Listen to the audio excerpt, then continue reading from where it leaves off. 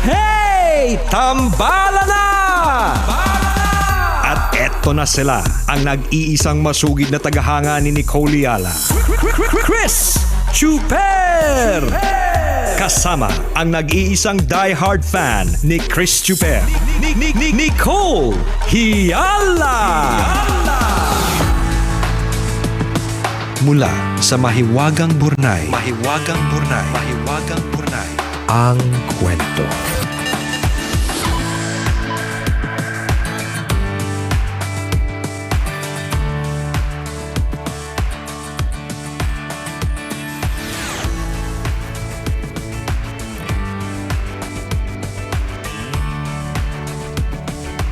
Magkwento ka na doon. Ba't walay? Walay ang alin? Walay background Ayan, music. ayan. Ayan na.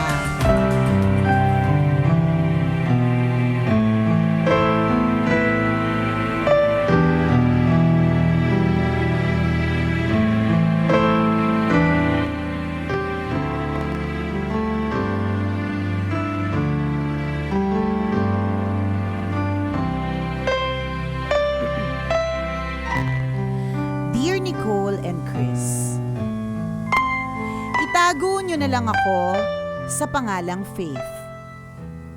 Tubong Laguna at Tambalanista since 2006. Sumulat ako para magbahagi ng aking kwento. Sana ay kapulutan ng aral ng mga kapwa ko Tambalanista na dumadaan sa parehong sitwasyon. Nakilala ko si Marvin sa trabaho. Matanda lang sa akin ng 2 taon. Mabait, matalino, at gwapo. Ako ang pinakabatang babae sa opisina at hindi naman sa pagmamayabang, ako lang ang maganda. We were both in a relationship but we were textmates. Hanggang pareho kaming naging single. We ended up being together pero walang nakakaalam sa opisina na may relasyon na kami. Nagmamahalan kami ng malupit ni Marvin. Ang saya kasi balanse. Mahal na mahal ko siya at ramdam ko na mahal din niya ako. Ibinigay ko kay Marvin ang lahat. Wala na akong itinira para sa sarili ko. We have been together for a year nang ipagtapat niya sa akin na nabuntis niya ang ex niya at kailangan niyang pakasalan sa susunod na buwan bago lumaki ang tiyan. I was devastated. Lahat ng sulok ng kwarto na iwalling ko. Kahit comedy yung pinapanood ko, naiiyak ako. Magkahalong galit at awa ang naramdaman ko para kay Marvin. Breadwinner siya at alam kong marami pa siyang pangarap para sa pamilya niya. Ramdam ko namang ako ang mahal ni Marvin. Alam ko na kapag pinapili ko siya, ako ang pipiliin niya. Kaso, hindi kaya ng konsensya ko na ako ang dahilan kung bakit may isang batang lalaki na walang ama. Pinili kong tapusin na lang ang relasyon naming dalawa. Gaya na nakaplano na, ikinasal si Marvin.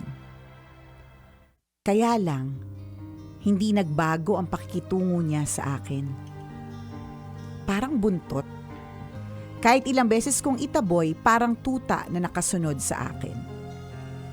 Umuuwi lang siya sa kanila kapag alam niyang tulog na ang asawa niya. Dahil marupok ako, pumapayag ako.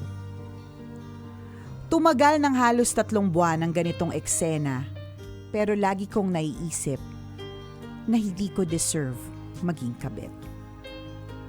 When he was offered a job in Malaysia, I convinced him to grab it para sa pamilya niya. After a few years, I worked naman in Korea. Malaki ang naitulong ng pagkakalayo namin para maka-move on ako. It has been 10 years tambalan. May sarili na akong pamilya, Napatawad ko na rin si Marvin sa ginawa niya sa akin kahit hindi naman niya hinihingi. I also pray for him na sana ay masaya siya sa buhay niya. Salamat Nicole and Chris sa pagbasa ng aking sulat. Parte kayo ng buhay ko. Nandyan kayo noong mga panahong bigong-bigo ang puso ko. Kasama ko kayo habang unti-unting naghihilom ang sugat. Ngayong masaya at makulay na ulit ang mundo ko, nandyan pa din kayo. Thank you, Tambalan, for always being there. Ang inyong tambalanista since 2006, Karen.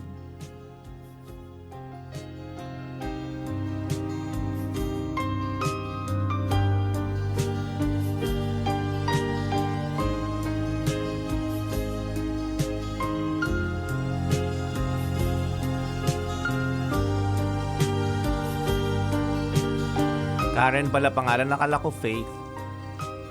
Faith ba sa una? Totoo? Check mo nga. Teka O, may lang. Alam mo naman, kakabasa ko lang, limot ko na. Oo nga. Bakit ganun? Double ano ka ba? Personality. Oo, or May dual baka personality Faith Karen. Baka. Di ba may mga moments, di ba? Kunyari, grade school friends mo, Faith ang tawag. Eh, sa bagay Tapos ako- pagdating mo na high school, gusto mo Karen yung tawag sa'yo, Sa di ba? bagay. Ako nga, Adrian Adrian pangalan ko. ka. Pero gusto kong tawagin ako ng mga kaibigan ko, JR. Oh, di ba? Mga ganun, kahit di ka naman junior. Hindi ka naman junior ng tatay mo, di ba? Hindi ka junior. Isa tawag nila Carlo. Nalilito Diba? nga din Hindi ako. kasi Carlo Valentino ka naman dati sa sa Lucena, 'di ba? Oo. Love Radio Lucena. Oh. Baka ganun din 'to. Baka DJ din. Parang tayo, ikaw Adrian, ako Emmy, pero Nicole and Chris, 'di ba? Kaya Baka nalito DJ ako. siya. Sa bagay. Saan Intindihin station natin. ka? Saan Baka station ibang ka, Faith stasyon, Karen? oo. Ba't ganun, Karen? O Oo Faith nga. na lang, Faith? Oh. O Karen? Ano ba gusto mo? Anong mas gusto nating itawag sa kanya? Faye. Yan.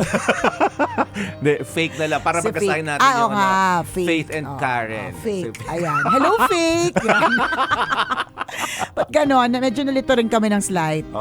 Anyway, Karen so na si lang. Karen. Sige. Ayan. Mas magandang Faith kasi mas parang positive yung dating. Oo, tsaka may mga paring nakikinig, di ba? Oo, sa Sabihin ni Faith. Father, talaga pinili niyo Karen. Kesa sa Faith, di ba? Di ba yung Karen kontrabida yun sa Amerika? Oo, sa Amerika, mga Oo. Karen. Sa Amerika yun ha. Kung Karen ka dito sa Pilipinas, huwag kang affected. Alam mo, di ba parang sila yung version ng mga Marites Marisol? Di ba? Parang Yung ganun, Karen. kontrabida sila sa buhay Ganon. doon. Yung anak ko minsan ganyan eh. Parang, you're such a Karen. Taray, akala mo na sa Amerika. Sabi ko, huy, hindi ka pa nagpapagluta. Kakutis mo pa rin yung tatay mo. Huwag kang umarte, anak. Charot. Anyway, Faith. Ayan. Yan. Hello, Faith. Nako, talaga namang sometimes we are asked, paano mo nakayanan yun? 'Di ba? Kahapon lang meron akong interview. Tapos ang isa sa mga tinanong sa akin was, sa lahat ng mga challenges at mga pagsubok na pinagdaanan mo, paano mo nakayanan yun? Mm-hmm. Laging ganun. And it's always a question being asked sa mga taong laging binibigyan ng mga pagsubok ng mga malulupet, di ba? At kahit hindi malulupet, binibigyan na mga problema. Lahat naman tayo may problema Kung walang problema ang isang tao, pakiharap po sa amin, tatampalin namin. Ba't wala kang problema? O teka, sampalin ka namin para magka-problema ka. Di ba?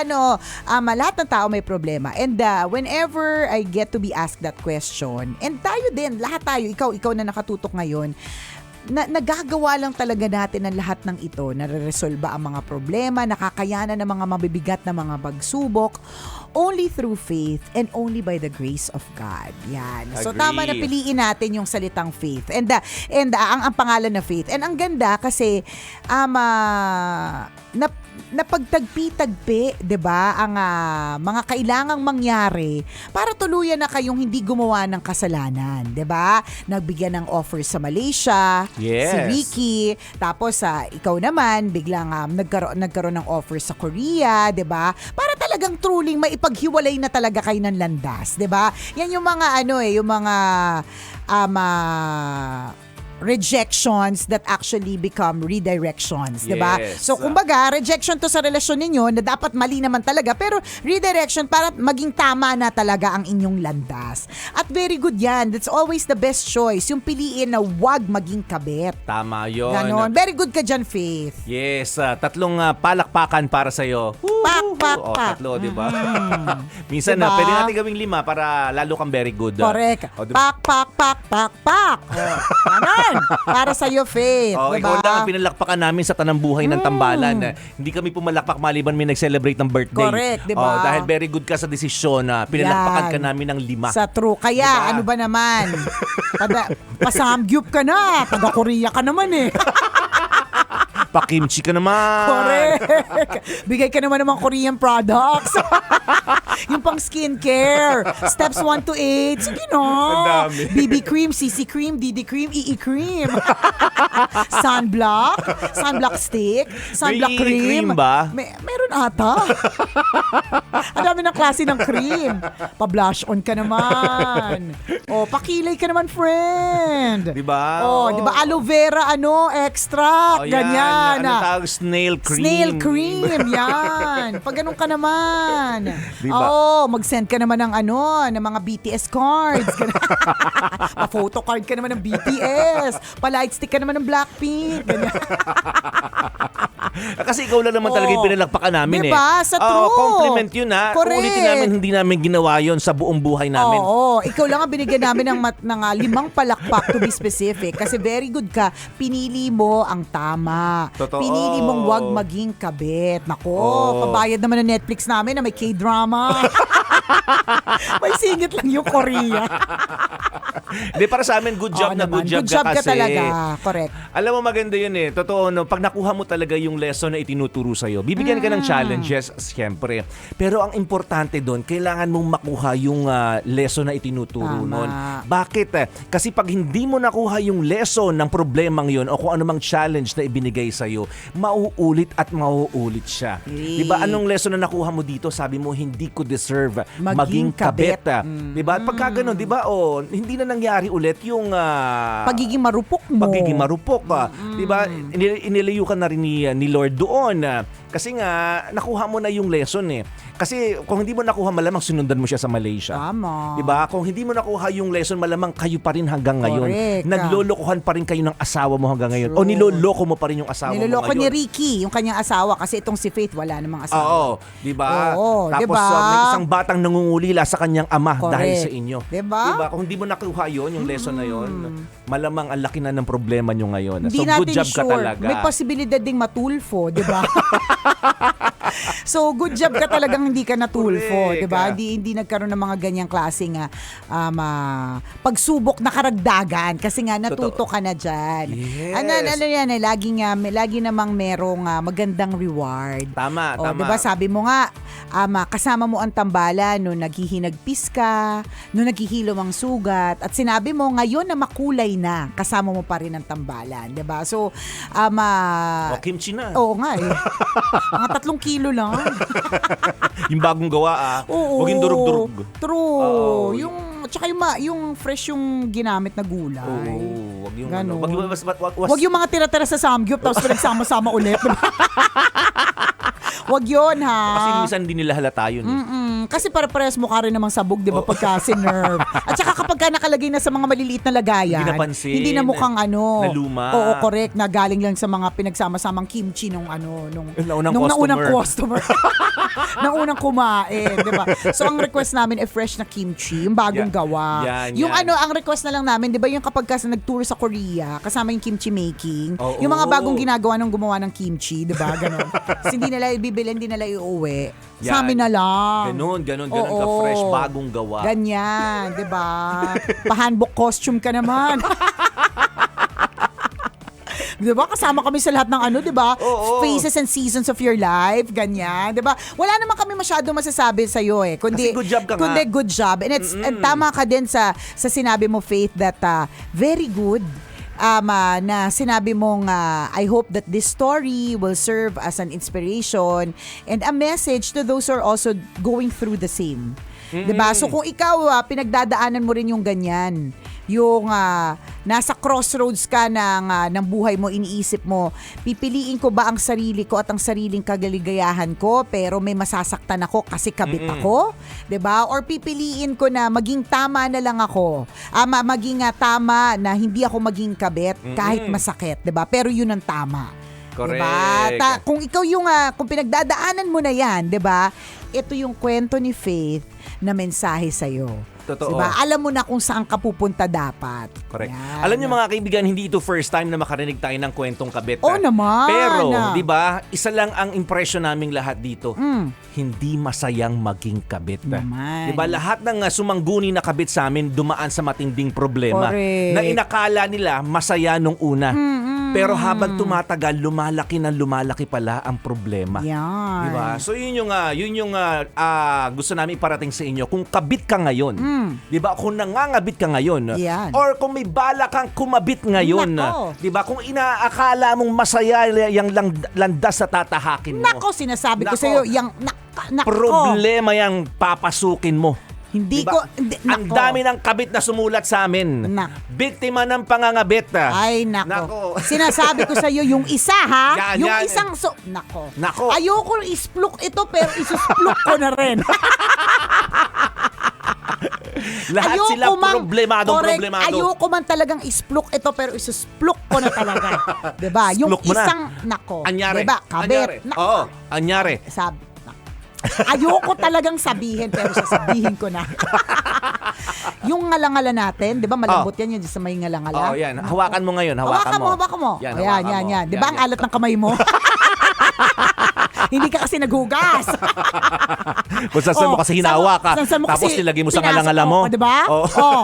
Yan naman talaga, yun ang point nun. Pag pinasok mo sa ngalangala mo, maalat yung kamay mo, hindi ka naghugas. Yun lang naman. Marumi-rumi pa yan. True, di ba? Hugas-hugas din. Wag sa laula. Yan ang lesson for today. Hindi talaga tungkol sa kabet, di ba? Yan. Hindi. Yung napag-alaman ko, 'di ba yung 'di ba malambot yung yung may soft palate tayong tinatawag diyan. Yung kabet partner. Aba. Ay nako, sinabi Anyari? ko sa iyo. Ay nako. Anong ginawa? Ayokong isplok to, pero isusplok ko na kanina. Yung bitin na kami kanina pa. Ulit. Nakakairita kausap. Yung may chismis tas puro intro. Sinasabi ko sa'yo, naramdaman niya talaga yung hook ng hanger kasi ginanon talaga siya. Ay, ganun? Sinungal-ngal siya. Ayoko Naku. talagang sabihin yun kasi baka mamaya paghahanapin ng otoridad yung nang Gumawa. sungal-ngal, 'di ba? Oh. Pero sinasabi ko sa'yo, nangyari. Opo, nakakatakot. Hindi sa akin ang galing, Sungal-ngal guys, pa nga lang yun eh. At saka hindi sa akin ang galing. Ako marami din akong alam na iba nangyari din. Isplok mo na yan.